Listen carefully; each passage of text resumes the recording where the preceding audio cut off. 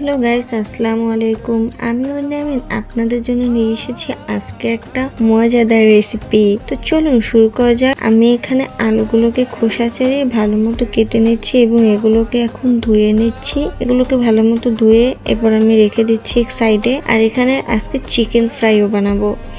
তো আমি এখানে চিকেন ফ্রাইয়ের জন্য সমস্ত বাটা মশলা, গুঁড়া মশলাগুলো, ওগুলো তো নাম বলা লাগে না, যত বাটা মশলা, গুঁড়ো মশলাগুলো সবই দিয়ে দিচ্ছি। আরও দিচ্ছি গোলমরিচ গুঁড়ো, সরিষার তেল আর একটু সয়া সস। এটা আমার আম্মু বানিয়েছে আর ফ্রেঞ্চ ফ্রাইটা আমি বানিয়েছি। যাই হোক, দেখেন এখানে কত সুন্দর করে আম্মু এগুলোকে ম্যারিনেট করে নিচ্ছে। আর এইখানে দিয়ে দিচ্ছে গুঁড়ো দুধ, ময়দা, কর্নফ্লাওয়ার আর দিয়ে দিচ্ছে একটা ডিম।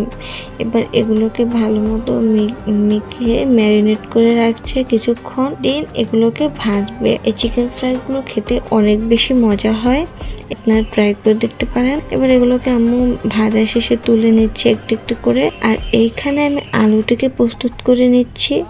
এখানে হলুদের গুঁড়ো আর লবণ দিয়ে আলুটাকে প্রথমে মেখে নিচ্ছি, সাথে দিচ্ছি ডিম আর ময়দা। ফ্রেঞ্চ ফ্রাই তো অনেকে সেদ্ধ করেও বানায়, বাট ওইটা আমার ভালো লাগে না।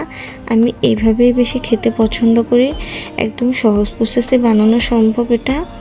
যাই হোক, আমি এটাকে ভালো মতো মিশিয়ে নিচ্ছি।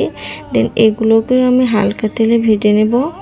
আমার কাছে বেশি তেল ভালো লাগে না। যাই হোক, আমি এগুলোকে ভেজে নিচ্ছি হালকা তেলে। দেন এগুলোকে বাদামি বাদামি করে ভেজে এগুলোকে আমি তুলে নিচ্ছি মাংসের মতো। এবং এখানে এবার এটাকে আমি সার্ভ করে নিচ্ছি। দেন আমি এগুলোকে সামান্য একটু মরিচ দিয়ে ভালো মতো মিশিয়ে নিচ্ছিলাম। আমার কাছে ঝাল ঝাল খেতে ভালো লাগে তাই। আর এখানে আগের দিন আমি মেয়োনিজ বানিয়েছিলাম, সেই মেয়োনিজ দিয়ে মাংসগুলো খেতে অনেক বেশি মজা হয়। মেয়োনিজের রেসিপি আপনাদের যদি চাই তাহলে আমি সেটা মেয়োনিজের ভিডিওটা আপনাদের আমি দিয়ে দেবো। আজকে আমার ভিডিওটি এখানেই শেষ করছি। আমার ভিডিওটি যদি ভালো লেগে থাকে তাহলে একটা লাইক দিয়ে দিবেন।